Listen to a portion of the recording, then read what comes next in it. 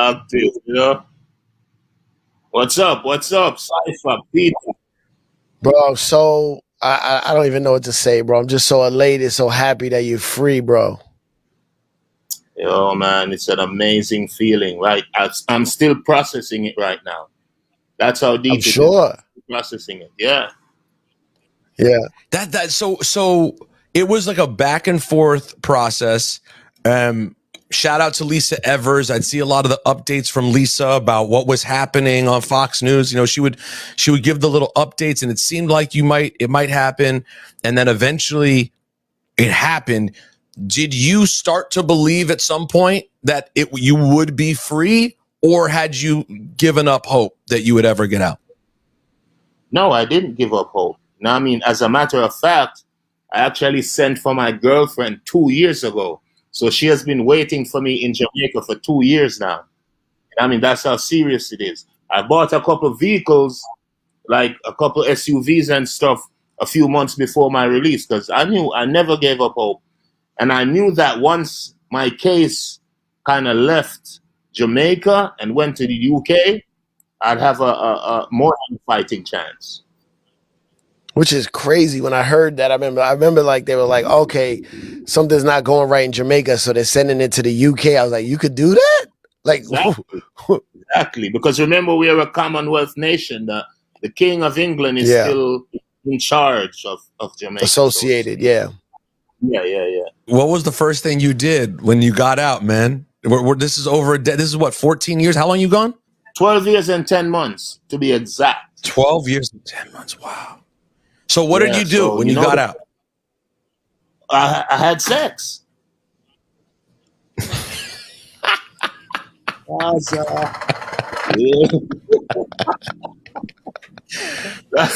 the way, the best part for people listening, he's saying it with the person who he had sex with in the room with him too. Yeah. She's here. Babe, where you going? Come back. And you have plans to? Do you guys have plans to get married soon? Yeah, she's my fiance. I proposed to her while I was in prison. Like I said, I was confident that I was getting out. Yeah, I never had any doubt like I wasn't coming out. So, wow, that must have been. She's from England. Yeah, she's from. Does she have any cousins or sisters or anything? She was born in Turkey. Oh, really? Oh, okay. Yeah, she was born in Turkey. Meet? Well, we met in 2015. She actually stalked one of my baby mother's Instagram because she couldn't find me, so she had to watch who my baby moms was following. So she found me through my baby mom's Instagram. Sorry, Amanda. Yeah. What a life. What a life. Crazy.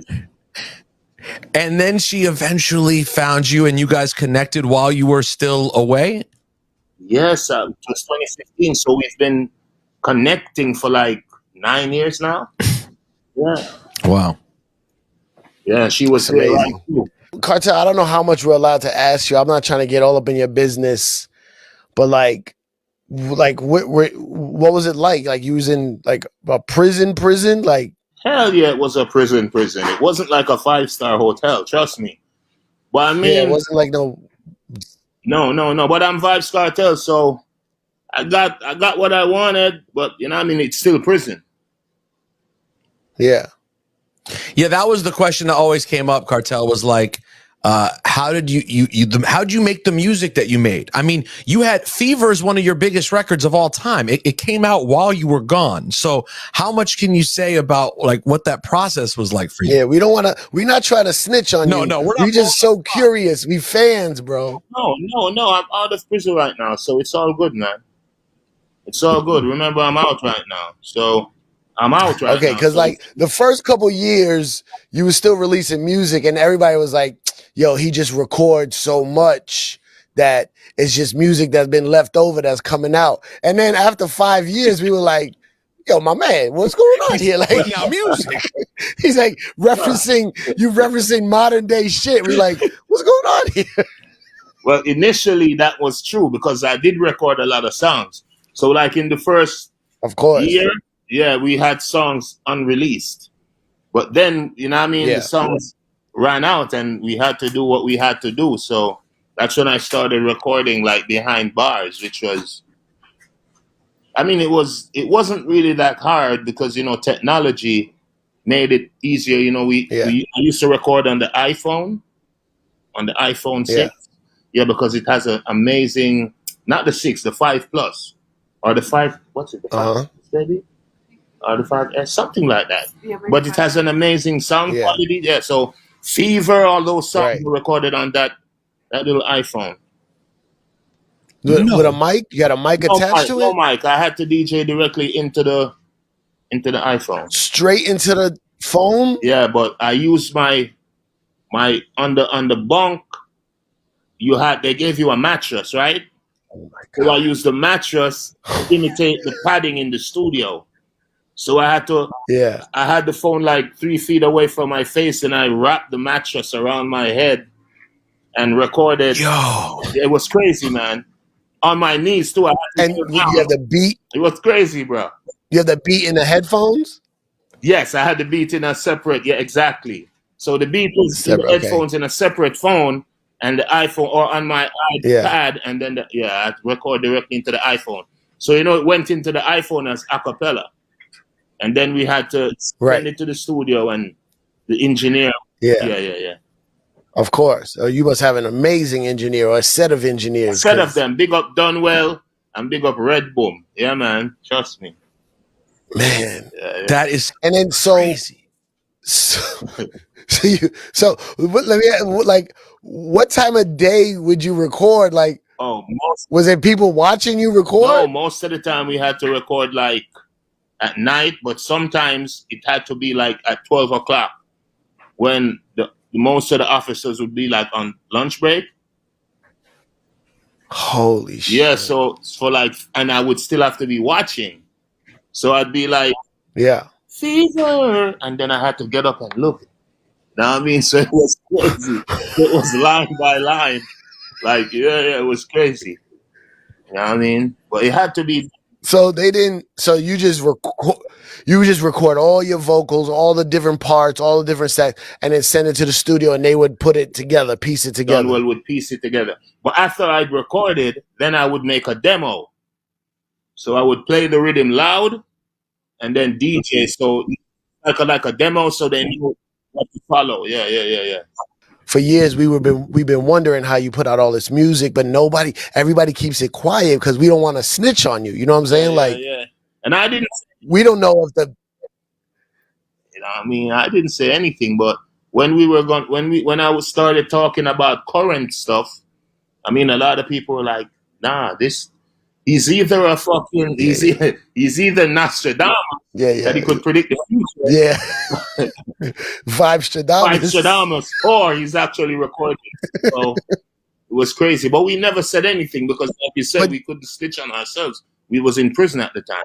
But but no one ever came to you from the prison or the government? They were like, "Hey, how you have so much music I came out?" under a lot of pressure, man. But like I said, it had to be. Like, did it come up in court? No, not in court. There's like a lot of searches. I mean, I couldn't have any recording devices. They would seize them. So if they saw me with an iPad, they would seize it. You know what I mean? So all my recording devices were seized. And by the way, Cipha, big news. December 31st. Did I hear this correctly, Kartel? December 31st, you're back on the stage in Jamaica? Yes, I am. It's the biggest concert since Bob Marley, bro. And by the way, you not only booked Jamaica, there are other ones you announced as well, though, right? You have other Caribbean shows that are on the schedule, correct? Yeah, I've been getting a lot of bookings, man. Trust me, a lot of bookings. Caribbean, South America. So you're not coming, but you're not coming to Labor Day Eastern Parkway next weekend here in New York. I mean, I could, but then it will kind of mess things up for me. If I know. I'm just saying that's why I met Vybz Kartel. I think, but then it's gonna be like I'll probably be on the stage, and then you see me running from immigration and shit. No, not worth it. Not worth it. Exactly. No, I met you. I think I met you Labor Day Eastern Parkway Parade '05. Yes, you did. I remember. You had on the big fitted hat, the Exactly. jersey. That's how I'm gonna. Cause yo, you Let me not say it. I have a surprise for the people. no, don't say nothing. Don't say it. You know what I mean? So yeah, that's how I. But look, Cartel, you Yeah, very important for my career when I got into dancehall music. You didn't give me my first dub ever. Killer gave me my first dub plate but ever. that's like me. But It's like me because he's my father in the music. So exactly. yeah. So But to this day, bro, when I'm in a jam, I'm in a clash or a party and somebody's hitting me hard left and right, I pull out my Tech Buddy dub. oh yeah. But in the middle of it, it goes, hold on, Badman style, yeah. take gunshot. And then everybody, the forward is crazy, Yeah, bro. man. To this day, Cipha sounds, Badman style, take gunshot. Yeah. Like, Man, that's crazy. Trust me. nah, it's incredible, It's man. a classic. So yeah. So wait. So technically, I'm guessing you're not supposed to be in the U.S. Yet. Yeah. Will there be a time when you can come back and perform in the U.S.? Definitely, because I've never. I mean, my record is clean, both in Jamaica and in America. I've never been convicted anywhere. Wait, because what happened, the way you got out, it's gone. The record? Exactly. So I'm not a convict. Wow. My conviction is just gone, and I'm back to being a regular citizen. Apart from being a superstar, but like legally, I'm. What happens with? I mean, what do they say? Do they say sorry? No, they did one better. I'm supposed to get a lot of money back. So that I guess You are gonna get that's money. financial. Sorry, which is good. Yes, Yeah. that's financial. Sorry, that's a great way of putting it. Exactly. So that's it. So I mean, Wow. yeah. Yo, what have you ever been able to put a like? You might be too close to it because it's you, but like Cipha and I were trying to like break down before you came on, like the role that you play sort of in culture, because you're so prolific as an artist, but you're also so culturally important. Like you have always been that dude who, no matter what happens, you're the street's #1. Have you ever been able to pinpoint what it is about Vybz Kartel that resonates so much with the people? And before you answer, I just want to say this. A lot of our fans are like straight hardcore hip hop fans.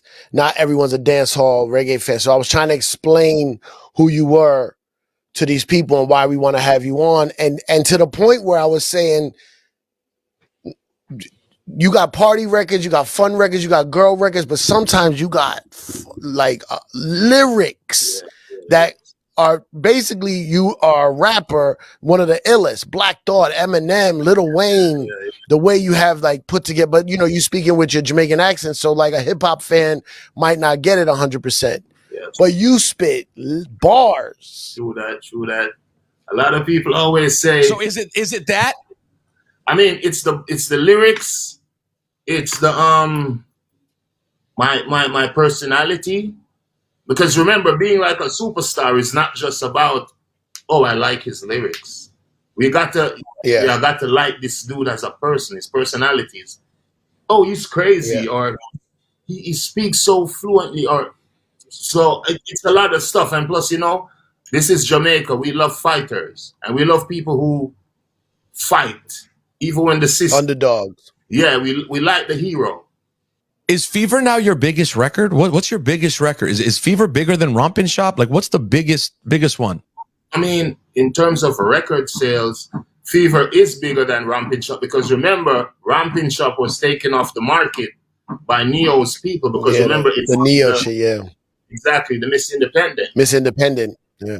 So, but I would say Fever, like internationally, Fever, Clark's. Summertime, Ramping. Clark's is pretty big. Yeah, a couple of songs. But remember, like in the Caribbean and in the diaspora globally, all the songs are hits. But like in the mainstream markets of the world, I'd say like Fever, Clark's, Ramping Shop, and Summertime. Looking on your streaming, because like the start of your career the first 10, 15 years, it's still like the 7-inch 45 era of music. Like you have countless 45s that DJs were playing and tons of records that are not on streaming. Now that you're out, do you work on trying to get more of those records on streaming, or is it just like a mess and too hard to do? No, I'm working on it right now. Well, I started working on it about a year before I came out, and I'm still working on them now. I'm still registering songs, re-releasing songs. You know what I mean? So it's a mess because, you know, the copyrights, and I'm not the only person who created the music. So, you know, I have the guys who made the beat, you know what I mean, the producers, etc. So Yeah. Yeah, Jamaica. I was trying to explain to him earlier the way Jamaicans release music is very different, and then they're just now trying to catch up with the modern way and technology and all exactly. that. The proper way to. But who owns the music is like Exactly. sometimes in Jamaica, the artist who voices it and the guy who makes the beat don't even own it because someone else paid for it. And sometimes the artist and the guy who makes the beat don't even know each other. That's how. Right. Yeah, go on. Yeah. Deep. Did you catch the picture when you got out of Drake rocking the Vybz Kartel shirt? Yeah, I saw it online actually. Yeah, I did. Big up to Drake, and you know what I mean, Busta Rhymes, Nicki Minaj, Cardi B.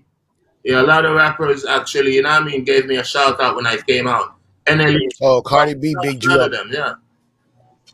Cardi B bigged you up crazy last week. She got mad at people hating on you, saying some shit, right? Yeah. Cardi B is a big fan, and you know what I mean, I'm a big fan of her as well. You know what I mean? So yeah, I was really when she wrote that, I was really impressed that she said that shit. She was sticking up for you. Yeah, she loved. Well, what were people saying, Cipha? How are people coming for Kartel? Well, they're not coming for me because I had the Graves' disease, so my looks are changing a bit. Yeah, so people are saying, "Oh, God, they were coming for your looks." Yeah. How is your health though? Like, I know there had been physical stuff while you were away. So where are you health wise? Well, since I came out, I've been like 50% better already. I literally just came from the doctor today, me and my baby. So, you know what I mean? I'm keeping abreast of everything. I have my trainer now, my personal trainer. He flies with me everywhere I go. So I'm working on it because remember, December 31st is going to be epic. So I got to. Yeah, so you get in shape for that. You getting right. Tell you look better right now. Exactly. Seeing you right now on camera, you look better now than the first picture from when you got out. Exactly. So that's what I'm saying. So I'm working on it like relentlessly because one thing with me, I'm determined, you know. So Siph, the last time Kartel was, I think, on the morning show was in the middle of the skin bleach controversy. Part of the legend of Vybz Kartel, and we had you on, and you called up, and I feel like we thought you were going to give a serious answer when we asked you about what it was, and I forget what he said. Like, I just wanted to do it. Like, I forget what you said. Yeah, I don't even. I say a lot of stuff. Trust me. But isn't that part of it? Isn't that part of, like, I think part of people's obsession with you is just that they never know what they're going to get from Vybz Kartel, what you're going to sound like, what you're going to look like. It's always something different. Yeah, like I always tell people, the only thing you can expect from Vybz Kartel is the unexpected. So that's one of my claim to fame, you know what I mean? That's one of my needs. So yeah, you're right. You're definitely right. What's the feeling been like literally in the street when you're moving around in Jamaica and people have like gotten eyes on you? What's the reaction like? Everybody loves me, man. Even the haters. Like Fetty Wap said, everybody hating, we just call them fans though. So everybody loves me. Most people are glad to see me on the streets, you know what I mean? It's an amazing feeling. Now they must go crazy when I know how Jamaicans react to artists. Exactly. It must be a riot. Exactly. So the love is real. I feel the love infinitely more. So trust me, since I've came out, the love is real, man. Did you get a lot of love when you were locked up? Like, were you getting letters or messages or anything? Lots of letters, man. When I say lots of letters, I'm telling you, like, bro, Santa Claus, but you know that big, yeah, man, letters, man.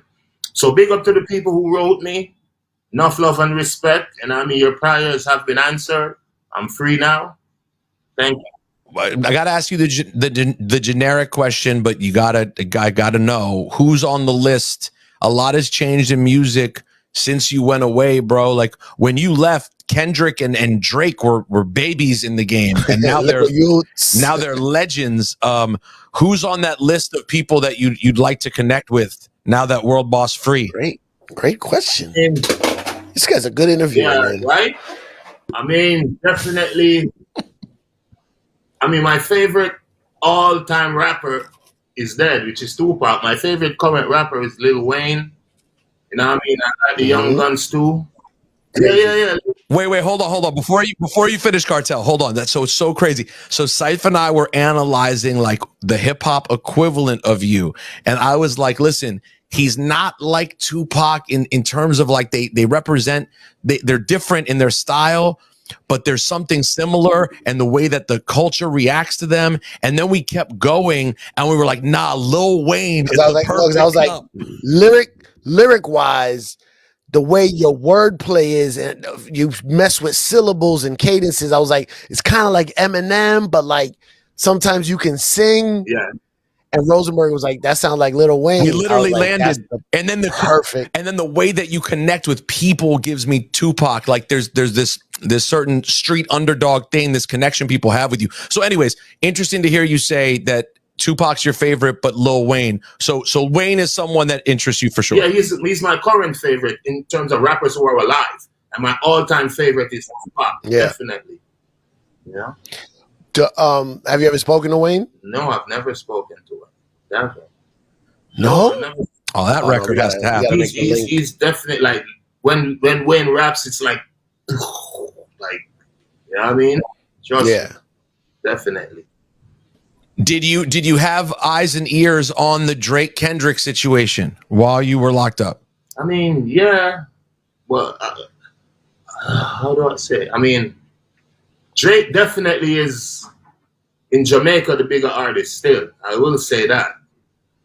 And people love Drake more. For sure. Jamaica. Yeah, man. Jamaicans love Drake. You know what I mean? So, but Kendrick is also very talented, and he's a lyrical beast. I will say that about Kendrick. Yeah. But you know, I'm a Drake fan more than a Kendrick fan, but Kendrick is bad as fuck.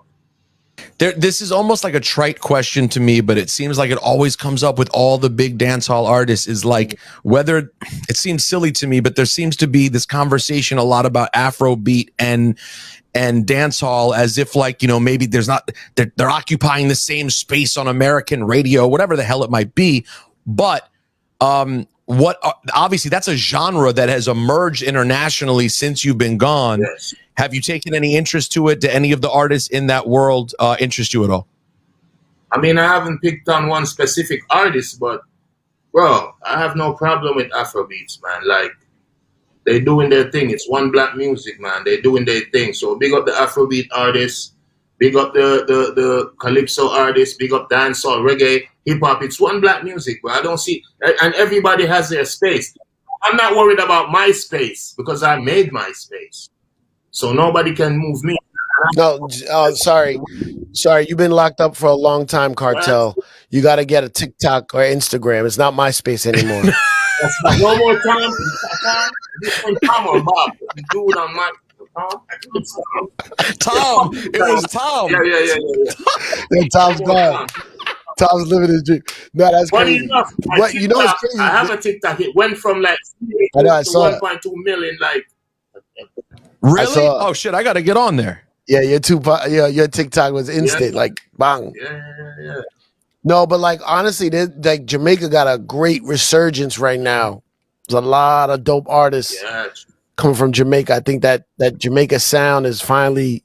I mean, it always goes up and down, you know, the trends and fashion in the world, but like Jamaica sounds real good right now. You got out at the perfect time. I'm telling you, man, the kids doing their thing. So there are a lot of new artists too that's doing their thing. So it's good. It's great. You know what I mean? It's a beautiful thing. Well, listen, Mike Tyson once famously said when he got locked up back in the day, he always maintained his innocence, but said he had done a lot of things prior to that that had led him to that point, even though he was innocent of the crime. Yeah. And he said, I think he's so innocent too. He's my favorite boxer, by the way. So big up Mike. he's the man. Yeah, me too. I just saw him last week. He's the best. But he said that, you know, he still used that time very valuably when he was gone. And obviously it took Mike a long time, even after jail, to sort of find himself and calm down and become the guy that he is now. Definitely. Trust me. But it's a long way of asking, do you feel like a different person? You've been gone so long. Is Vybz Kartel a different guy in 2024 than when you went in? I mean, I'm more calmer. I'm less tempered. You know what I mean? I'm grateful to be free, yo. And my kids have grown. Now I got 2 grandkids.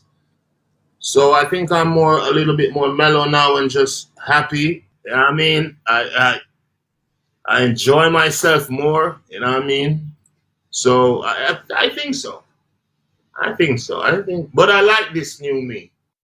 It's been interesting watching you on your social media, the way you post just your regular life stuff, man. I'm not expressing it enough on this interview because I'm just trying to talk to you, bro. But I'm like, when I heard you were getting out, man, like I'm super elated, man, super excited. I'm super happy. I mean, we spoke a little bit while you were away, and every time I got a message from you, bro, he would text me he would DM me on some of my jokes that I put up. Yeah. And bro, you don't know the feeling I get. Yeah.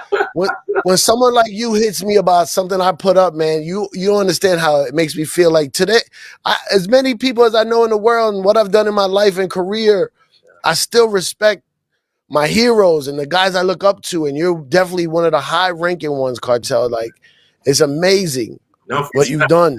And you're a funny and what you will do. I love your comedy. Bro, thank you, bro. Thank you. I got to switch up a whole career. I know. Oh, yeah, all since Kartel's been gone, by the way. Yeah. Yeah, you left. But I still he left when Kartel went away. Cipha was still just a radio hack. Now you're a real life comedian. Exactly. No, Kartel, it's been beautiful. It's been beautiful to see, and honestly, even just talking to you now, feeling your energy is so positive. I've always felt blessed to be in contact with you, and always happy to communicate. Now that you're out, I'd like to try to get the work done because you sent me a great record while you were gone. Yeah. With ASAP Ferg and French Montana, which Ferg says on the record, on his verse, he goes something about Kartel. How you get those lyrics so clear from a small cell? Which by the way has now been cleared up, but filled with gratitude that you made time to talk to us, bro, and stoked that you're out and moving around and having sex, living the life you deserve to live. All right, everyone. We'll see you next time. Why don't we just go to Patreon and continue? Yeah, let's do Patreon. We gotta do it anyway. We have to. We'll do it there. See you there, guys.